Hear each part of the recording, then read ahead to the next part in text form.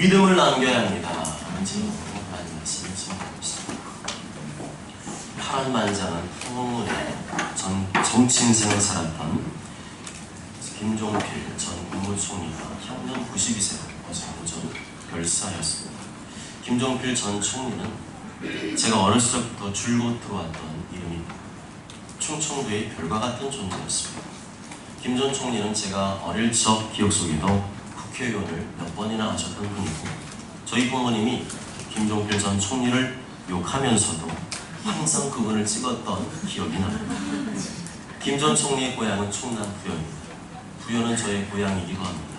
부여에 가보신 분은 아시겠지만 수십 년 전이나 지금이나 별반 차이가 없습니다. 새로운 건물이 몇 개 들어서기는 했지만 여전히 부여는 부여시가 아니고 부여군입니다. 그래서 부여 사람들에게 욕을 많이 먹었습니다. 맨날 밀어줘도 부여를 위해 별로 하는 일이 없다고. 그럼에도 불구하고 김종필 전 총리는 부여의 대표적인 인물입니다. 아마도 수십 년 안에는 그런 인물이 부여에서는 나타나지 않을까. 김 목사 외에는 없지. 옛말에 이런 말이 있습니다.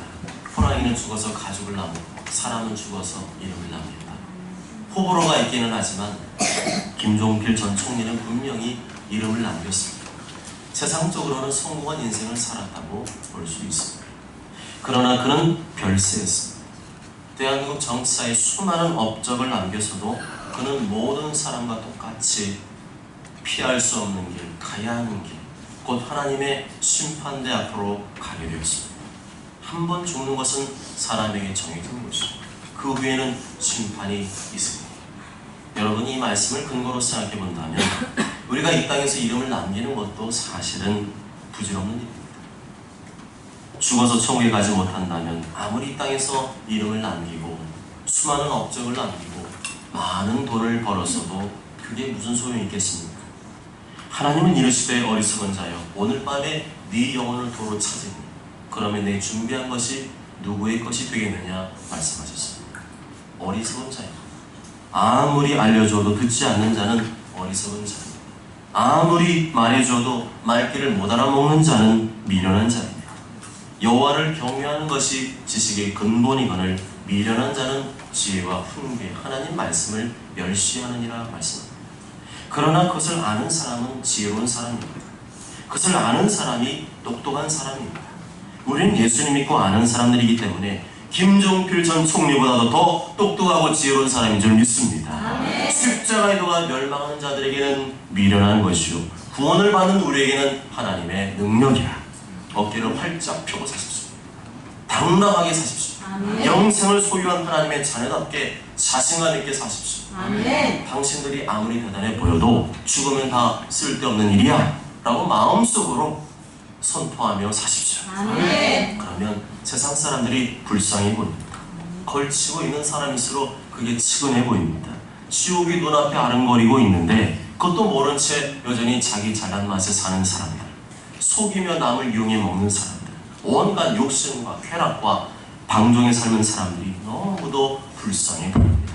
도리어 인생의 종착역이 어딘지도 모른 채 단지 이 세상에 전부 있냐 거기에 목숨 걸고 사는 인생들이 측은해서 견딜 수가 없습니다. 그런 마음과 생각을 가진 사람들이 정상적인 그리스도인인 줄 믿습니다. 그래서 고린도전서 15장 19절에 이렇게 말씀하죠. 만일 그리스도 안에서 우리가 바라는 것이 다만 이 세상의 삶뿐이면 모든 사람 가운데 우리가 더욱 불쌍한 자이라. 우리에게는 더 나은 세계가 기다리고 있습니다. 이 땅과 비교할 수 없는 아름답고 영광스러운 천국이 기다리고 있습니다. 우리가 돌아갈 본향은 여기가 아니라 저기입니다. 아멘. 늘 천국에 마음을 담아두고 살아가면 언제나 기뻐할 수 있습니다. 그 어떤 어려움과 고난이 닥쳐와도 충분히 참고 이겨낼 수 있습니다. 어떻게 하면 더욱 하나님의 영광을 위해 살 수 있을까 하는 거룩한 열정과 고민을 하게 됩니다. 그렇다고 해서 이 땅에서 대충 살아도 된다 그런 말은 아닙니다. 자기에게 주어진 일과 삶 속에서 최선을 다해야 합니다. 그러한 삶에 대해서 하나님께서 갚아주실 것이고 상 주실 것이기 때문에 우리는 더욱더 이 땅에서 치열한 삶을 살아야 합니다. 히브리서 11장 6절에 하나님께 나아가는 자는 반드시 그가 계신 것과 또한 그 자기를 찾는 자들에게 상 주시는 이심을 믿어야 할 테니라 말씀합니다. 동기가 다른 거죠. 세상 사람들은 남들에게 더 인정받고 출세하기 위해서 열심히 살아가지만 우리는 심판대 앞에서 하나님께 인정받기 위해서 하나님께서 나에게 줄 영원한 상을 바라보며 더욱더 치열하고 열정적인 삶을 사는 것입니다. 그렇지만 순간적인 충동만으로는 안 됩니다. 말씀을 듣고 나도 그렇게 살아야지 결심한다고 해서 계속 그렇게 사라지지 않습니다. 세상이 나를 가만두지 않습니다. 사람이 나를 가만두지 않습니다. 원수 마귀가 나를 가만두지 않습니다. 원수 마귀가 사람을 부려서 환경을 부려서 우리로 하여금 말씀대로 살아가지 못하도록 방해하고 있습니다. 마귀는 지옥불에 떨어질 것이 작정되었기 때문에 우리가 천국에 갈 것을 생각하면 배가 아파 죽을 지경입니다. 그러니 우리를 가만 놔두겠습니까? 그러면 어떻게 살아야 될까요? 16절에 뭐라고 말씀합니까? 상속자가 되는 그것이 은혜에 속하기 위하여 믿음으로 되나니. 천국을 상속받는데 그것은 행위나 의무로 받는 것이 아니라 은혜로 받는 것이다. 은혜로 받기 위해서는 그것이 믿음으로만 돼야 된다는 것을 말씀하고 있습니다. 믿음으로 된다는 것입니다. 믿음으로 된다는 것입니다. 믿음으로 살면 되지만 믿음으로 안 살면 안 된다는 것입니다. 그러나 순간적인 충동과 결심만으로는 안 됩니다. 흔들리지 않는 믿음이 있어야 합니다. 여러분은 부활하신 예수님 만나기 전에 베드로를 잘 아실 것입니다. 베드로가 예수님 앞에서 얼마나 호언장담했습니까? 얼마나 큰 소리 쳤습니까? 예수님 목소리보다도 더 컸던 사람이 베드로였습니다. 나 사나이 베드로, 의리에 살고 의리에 죽는 나 베드로, 여기에 있는 찌질한 인간들처럼 그렇게 살지 않을 거예요. 전부 다 예수님 버려도 나 사나이 베드로, 결코 예수님 버리지 않아요. 있을 수 없는 일이에요. 했을 때 예수님은 그를 허풍쟁이라고 취급하셨습니다. 요한복음 13장에 보면 내가 가는 곳에 네가 지금은 따라할 수 없으나 후에는 따라오리라. 네가 나를 위해서 목숨을 버리겠느냐?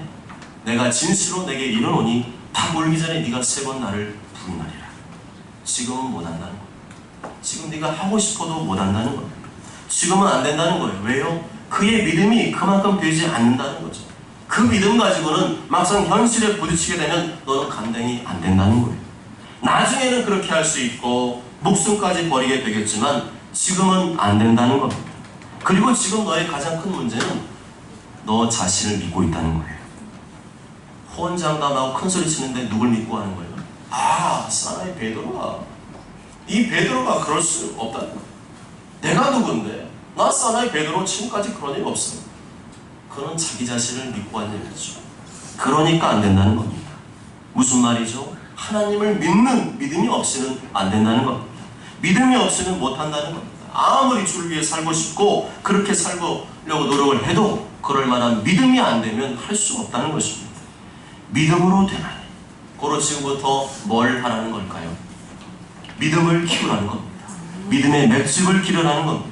그러면 너도 나중에는 할 수 있다는 겁니다. 너도 나중에는 주를 위해 순교할 수 있다는 겁니다. 왜 나는 못하는가? 왜 나는 안 되는가? 하나님을 믿지 않고 자기 자신을 믿었기 때문입니다. 현실을 돌파할 만한 믿음이 부족하기 때문입니다. 믿음을 키우시기 바랍니다. 믿음을 키우시기 바랍니다. 그러면 누구라도 할 수 있습니다. 그러면 어떻게 믿음을 키울 수 있는가? 첫째는 말씀을 자주 들어야 됩니다. 그러므로 믿음은 들음에서 나며 들음은 그리스도의 말씀으로 말미암았느니라. 말씀을 자주 듣는 사람과 가끔씩 듣는 사람 중에 누구의 믿음이 더 빨리 성장하겠습니까? 당연히 말씀을 자주 듣는 사람이죠. 말씀을 자주 들을수록 믿음이 생기고 자라고 단단해지게 됩니다. 맨날 스마트폰만 만지작거리면서 노래 듣고 게임하고 있는데 그 사람 믿음이 자라겠어요? 스마트폰으로 말씀 듣고 찬양도 듣고 뭐 기독 정보도 검색하고 그건 좋은 방법이긴 합니다. 그런데 그렇게 해서 뭐가 남든가요? 얼마나 오래 지속되든가요? 처음에는 잘 해보지만 하다 보면 엉뚱한 자료를 검색하고 있지는 않은가요?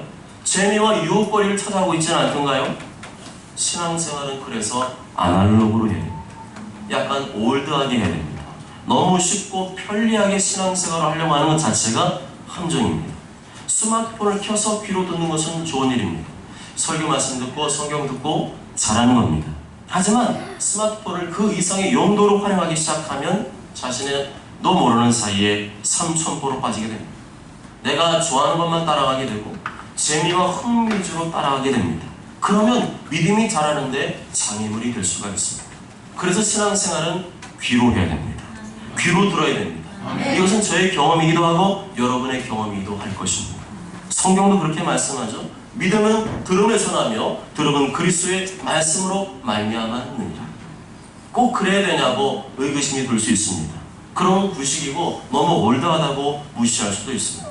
그러나 해보면 알아요. 해본 사람은 압니다. 믿음은 귀로 들을 때 자라납니다. 말씀을 자주 들을 때 우리의 믿음도 자라나는 줄 믿습니다. 믿음을 키우려면 둘째는 선포해야 됩니다. 따라해보실까요? 선포해야 됩니다. 선포해야 됩니다. 인간의 생각은 잘 바뀌죠. 생각을 바꾸려고 해도 잘 바뀌지 않습니다. 말씀이 내 마음에 와닿고 새겨져야 되는데 그렇게 잘 되지 않을 때가 많이 있습니다. 금세 옛 습관으로 돌아가는 나 자신을 발견하게 됩니다. 사실 사람은 자기 자신을 잘 바꾸려고 하지 않습니다. 예전부터 해왔던 방식대로 살려고 합니다. 남들이 볼 때는 되게 불편해 보여도 예전에부터 그것이 길들여져 있으면 그게 불편하다는 것을 알아도 잘 바꾸려고 하지 않습니다. 그래서 실제 생활 속에서 문제나 어려움에 부딪히게 되면 베드로처럼 무너지게 됩니다. 또다시 그 어려움과 문제를 만나면 예전의 습관대로, 예전의 방식대로, 편한 그 방식대로 해결하려고 합니다. 베드로도 예전의 방식대로 하다가 실패하고 멀어졌고 결국에는 물고기 잡으러 돌아갔어요. 그러면서 무슨 생각이 했을까요? 나는 안 되나 보다. 내가 예수님 3년이나 따라다녔는데 그래도 안 되나 보다. 나는 틀려먹었나 보다. 그냥 믿음이 없던 예전으로 돌아가는 게 낫겠어. 그게 더 편한 것 같아. 그게 더 나에게 어울리는 것 같아. 사람은 이렇게 내 몸에 길들여진 방식대로 살려고 합니다. 그래서 믿음으로 살다가도 조금만 어려운 일이 생기고 내 마음대로 일이 잘 풀리지 않으면 믿음으로 살기보다는 예전의 방식, 예전의 스타일로 돌아갑니다. 야, 술 갖고 와. 그게 편하니까. 그게 익숙하니까. 그래가지고는 예수님의 제자가 될 수 없습니다. 그래가지고는 믿음으로 살 수 없습니다. 믿음으로 살지 않는다는 말은 예수님의 제자가 아니라는 말이고 계속 그렇게 산다면 예수님께서는 그 사람을 구원받은 자녀로 인정하지 않을 수도 있습니다.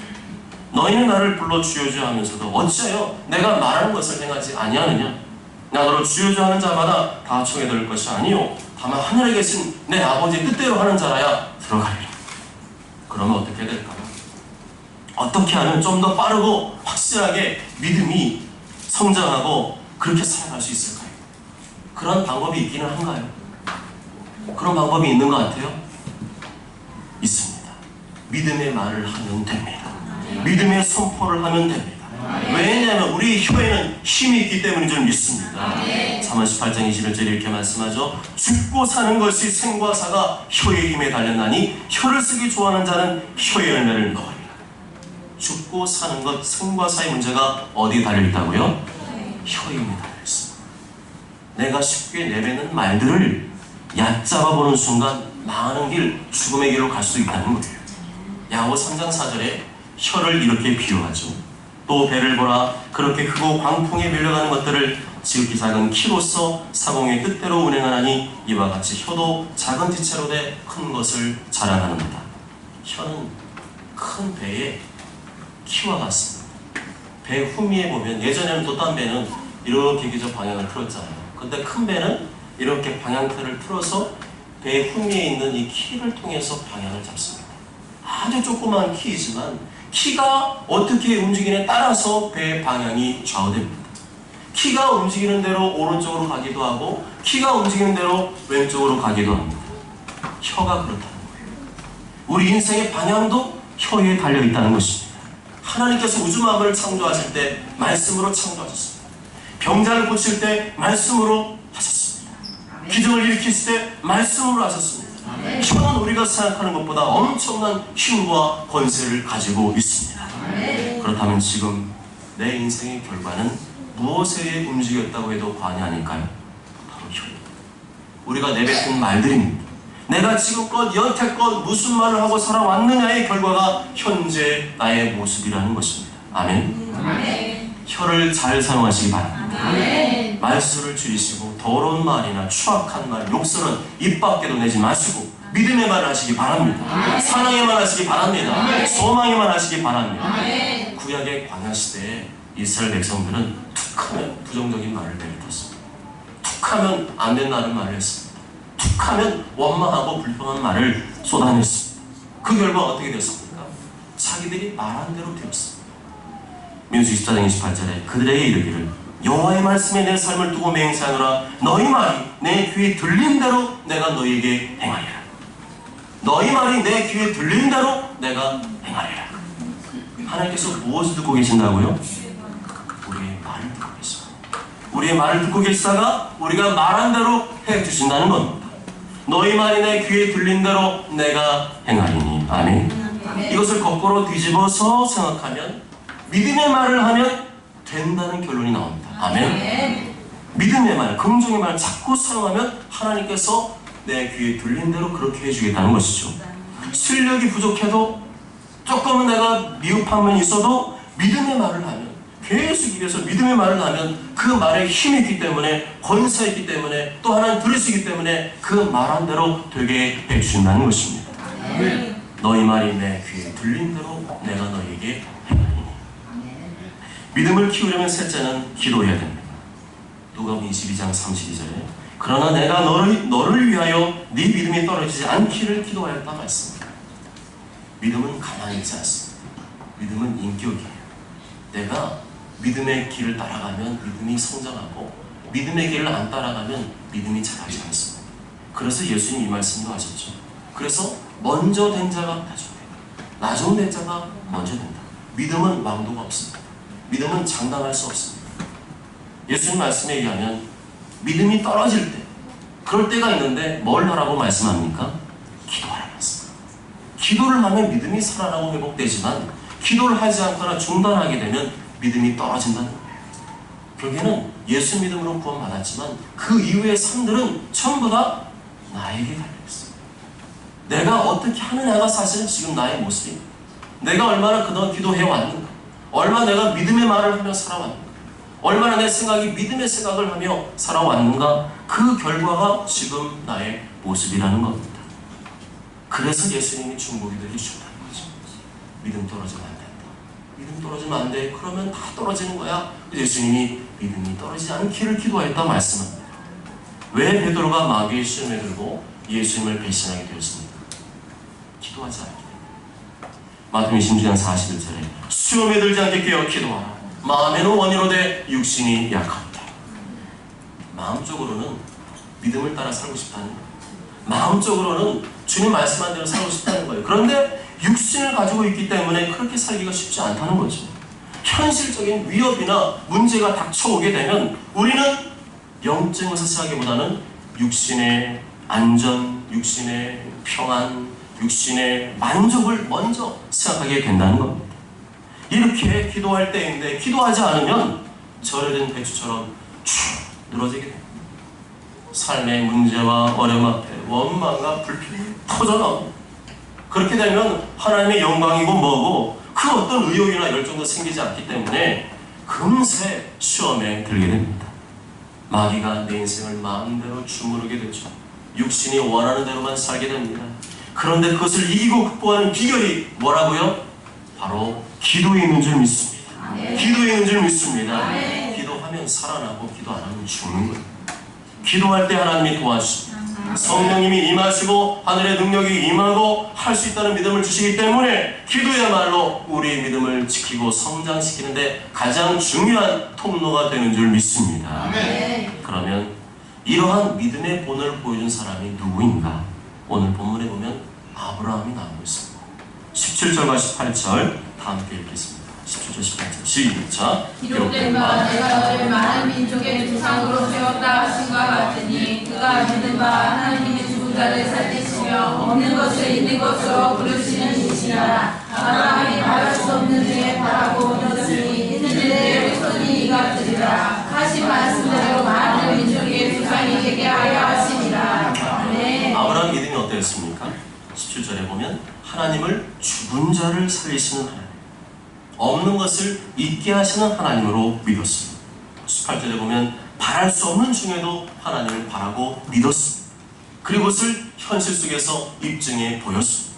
19절 20절 다 함께 읽습니다. 시작. 그가 백성아 되어 자기의 몸을 준 것 같고 살아날 때가 준 것 같음을 알고도 믿음이 약하지 아니하고 믿음이 없어 하나님의 약속을 의심하지 않고 믿음으로 경고하여서 하나님께 영광을 돌리며 아브라함이 나이가 100세가 되었습니다. 완전히 할아버지가 되었습니다. 기력이 쇠해져서 마치 자기 몸이 죽은 것 같았습니다. 90세에 살아도 마찬가지였죠. 더 이상 자녀를 생산할 능력이 사라진 상태였습니다. 그런데도 그 믿음이 약해지지 않았습니다. 아니요, 나올 수 있어. 아니요, 난 반드시 나올게. 믿는 자에게는 능치 못함이 없어. 내게 능력 준 자에서 내가 모든 것을 할 수 있어. 내 능력으로는 안 되지만 하나님의 능력이 임하면 나도 나을 수 있어. 150세에도 나을 수 있어. 아멘? 예. 남편 되시는 분 심각한 아멘 하셨어요. 남들은 지나가면서 한마디 했을 겁니다. 저 양반 나이 드시더니 노망 들렸네요. 또 어떻게 망치하게 100세 할아버지가 애를 낳는디야? 여러분의 삶 가운데 어려운 문제와 장애물은 없습니다. 그럴 때 여러분은 어떤 믿음을 보여주겠습니까? 아브라함 같은 믿음의 모습을 보여주겠습니까? 아니면 믿음이 더 쭈그러들어가지고 그냥 체념하고 포기하고 계십니까? 세상은 이름을 남기지만 우리는 믿음을 남겨야 될 줄 믿습니다. 아브라함이 이름을 남긴 것이 아니라 아브라함의 믿음을 후손들에게 남겨주었습니다. 우리는 바로 이 길을 걸어가야 됩니다. 믿음의 길을 걸어가야 됩니다. 아무리 어렵고 힘들어도 믿음의 길을 걸어가야 됩니다. 왜요? 우리의 자녀들이 지켜보고 있어요. 우리 손주들이 지켜보고 있어요. 믿음 생활 어떻게 하는 건가 지켜보고 있습니다. 우리 부모님이 이렇게 어려운 때, 힘든 때 어떻게 처신하는지 지켜보고 있어요. 그랬을 때 우리 엄마 믿음을 발휘하기를 원하는 거예요. 그런데 축 처져 있으면 우리 자녀들이 야, 믿음 생활은 할 만한 게 못 되는구나. 믿음 생활은 세상 사람이나 별반 차이가 없구나. 믿음 생활 해봐야 별로 표도 안 나는구나. 그러면 애들이 어떻게 돼요? 교회를 안 다녀요. 믿음이 있으나 없으나 똑같네. 우리 엄마 막 어려움당하고 힘내 생기면 바로 그냥 참외을 까시던데. 술 갖다가 아주 그냥 막 취하도록 그렇게 마시던데. 그러면 애들이 교회에 대해서 어떻게 생각할까요? 이야, 부질없구나. 교회 다녀봐야 안 다니나? 괜히 주일날 시간만 내고 힘들이고 뭐하러 교회 다닐까? 우리 엄마 아빠 뭐하러 교회 다닐까? 이런 생각 안 하겠어요? 그럴 때야말로 사실은 믿음을 보여줄 수 있는 조를 찾습니다. 그동안 좀 엄마 아빠가 믿음 생활이 그냥 그러셔도 괜찮아요. 그런데 그 중요한 순간에, 어렵고 힘든 순간에 부모님이 믿음을 딱 보여주기 시작하면은 그때 야, 뭐가 다르구나. 뭔가 믿음은 다르구나. 그리고 그렇게 정말 주님 앞에 믿음으로 전심으로 기도하는 모습을 보여주고 하나님 말씀 붙드는 모습 보여주고 그 입에서 부정적인 말, 원망의 말, 불평의 말이 아니라 된다. 하나님이 도와주신다. 그런 믿음을 선포하며 나아갔을 때 하나님의 때가 돼서 이루신 것을 보았을 때 자녀들이 뭐라고 할까요? 야, 믿음은 짱이다. 안 되는 건데 되네. 불가능한 건데 되네. 야, 믿음은 정말 대단한 거구나. 할렐루야. 그러면 애들이 믿음 생활에 대해서 기대감을 갖고 사모함을 갖고 그 믿음의 길을 따라갑니다. 자식들은 눈이 본 대로 따라합니다. 이 자식은 누구 닮아서 이래? 지 아빠 닮았어. 지 엄마 닮아가지고. 그러시면 안 돼요. 자식이 무슨 죄가 있습니까? 내가 잘하면 될 줄 믿습니다. 내가 잘하면 될 줄 믿는 것이 믿음인 줄 믿습니다. 다른 생각하지만 자식을 탓하지 마시고 내가 잘하면 될 줄 믿습니다. 그걸 믿는 것이 진짜 믿음이에요. 그 길을 걸으라는 겁니다.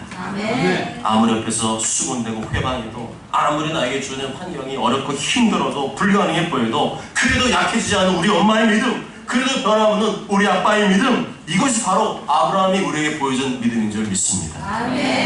믿음의 길을 걸으시기 바랍니다. 광야의 이스라엘 백성들은 하나님의 백성이었지만 불신의 길을 걸었습니다. 하나님의 백성인 것은 맞는데 불신의 길을 걸었습니다. 온갖 능력과 기적을 체험하고 경험했지만 불신의 길을 걸어갔습니다. 불신의 생을 하고 불신의 말을 하고 불신의 삶을 살았습니다. 하나님의 약속을 알고 있었지만 그건 그거고 사는 건 따로였습니다.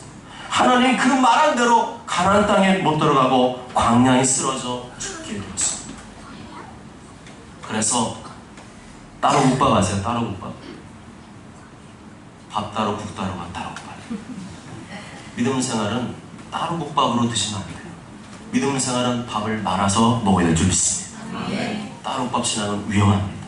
하나님 믿는다고 하면서 말은 다르게 하고 하나님 믿는다고 하면서 순종은 안 하고 이런 신앙생활은 매우 위험하고 하나님께서 그 이스라엘 백성들 향해서 분노하셨어요. 민수기 14장 11절에 여호와께서 모세에게 이르시되 이 백성이 어느 때까지 나를 멸시하겠느냐? 내가 그들 중에 많은 이적을 행하였으나 어느 때까지 나를 믿지 않겠느냐? 하나님을 언제 멸시했어요? 이스라엘 백성들이 언제 멸시했어요? 믿지 않은 것을 멸시해요. 하나님 되게 안 믿는다는 거예요. 하나님 백성은 맞는데 하나님을 되게 안 믿는다는 거예요. 좀 어려워지고 힘들어지면 하나님 되게 안 믿는다는 거예요. 막 원망하고 불평하고 하나님 어디 계시나 그러고 막 그랬다는 거예요. 그런데 그게 하나님을 멸시, 하나님 무시하는 거예요. 하나님을 마음을 아프게 하고 힘들게 하고 싶으세요? 그럼 믿지 마세요. 죽어도 믿지 마세요. 나 죽어도 안 믿을 거야. 하나님 절대 안 믿어. 지금까지 우리 하나님 내가 믿어봤는데 별거 안 했던 것 같아. 그렇게 막 말하세요. 그러면 하나님께서 가슴이 찢어지게 아프실 겁니다. 그리고 그 인생에 무슨 좋은 일이 햇볕이 뜨겠습니까? 그러나 아브라함은 믿었습니다. 믿음을 지켰습니다. 그 어떤 악조건 속에서도 믿음이 약해지지 않았습니다. 하나님의 약속의 말씀을 의심하지 않았습니다. 하나님의 약속의 말씀을 굳게 붙들었습니다. 도리어 그런 과정을 통해서 믿음이 더욱더 견고해졌습니다. 어려움과 고난을 통해서 더 단단해지고 더 두꺼워졌습니다. 반드시 그 약속을 이루실 것을 확신하였습니다. 21절 22절 다 함께 읽습니다. 시작.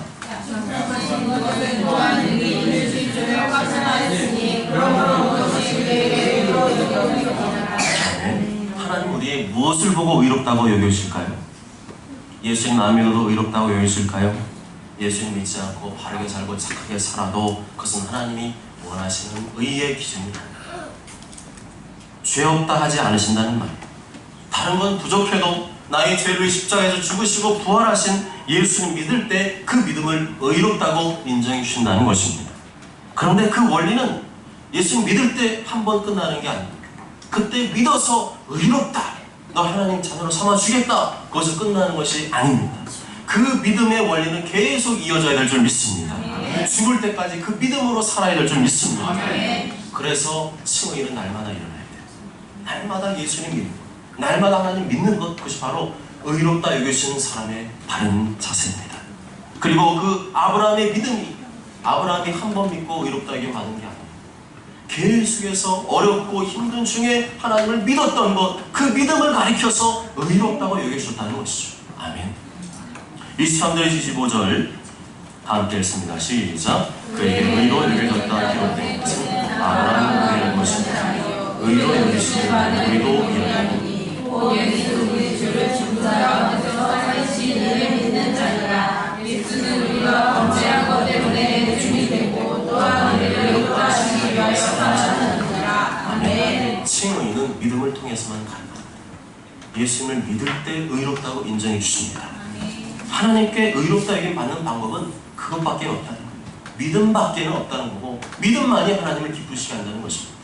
어렵고 힘든 상황 만나서 낙심하고 좌절하는 것이 아니라 죽은 자를 살리시는 하나님, 없는 것을 있는 것으로 부르시는 하나님, 바랄 성정에도 하나님을 바라고 믿는 것, 안 되는 상황인데도 하나님의 약속의 말씀을 의심하지 않고 믿는 것, 그렇게 하나님과 그분의 말씀을 끝까지 믿는 것, 그것을 보시고 의롭다고 여기신 줄 믿습니다. 그래서 우리는 믿음으로 살아야 돼요. 믿음이 없이는 하나님을 기쁘시게 할 수가 없어요. 믿음 없이 살아가면 아무리 하나님의 자녀라도 하나님께서는 너무 아파하시고 힘들어하시고 너 도대체 왜 그렇게 불신자의 삶을 사느냐, 왜 그렇게 불신하게 삶을 사느냐 하시면서 가슴 아파하십니다. 믿음이 없이는 이 땅에서 축복 no thank you, 저천국의 상급 no thank you. 사랑하는 여러분, 예수님께서 나의 죄 때문에 내 주님이 되고 우리를 의롭다 하시기 위하여 다시 살아나셨습니다. 믿으십니까?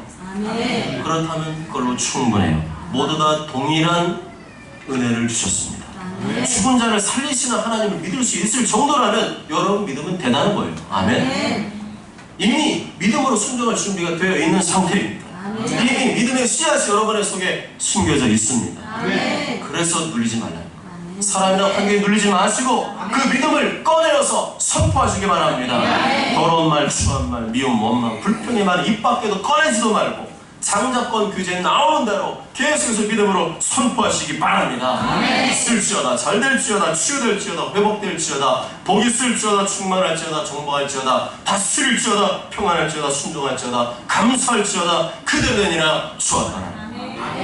그리고 기도하시기 바랍니다. 아멘. 내가 바라는 바가 성경이 지지하는 바라면 하나님께서 이루실 줄 믿고 기도하십시오. 아멘. 지금 당장 안 이루어져도, 내가 원할 때 안 이루어져도 끝까지 그 믿음이 약해지지 말고 끝까지 이루어질 때까지 끝까지 예수님 붙들고 끝까지 기도하여 승리하시기 바랍니다. 아멘. 또한 믿음을 키우시기 원하신다면 말씀을 자주 들으십시오. 아멘. 성경 말씀을 자주 들으시고 성경을 읽으시고 말씀을 기회가 되는 대로 묵상하시고 접하시기 바랍니다. 아멘. 그래야 저는 모두가 그 어떤 상황 중에도 아브라함과 같은 확신의 믿음의 길을 걸어가시고 이 땅에서 이름을 남기는 것이 아니라 믿음을 남기시고 하나님께서 기뻐하시는 상 주시는 삶을 사시길 주님의 이름으로 축복합니다. 아멘.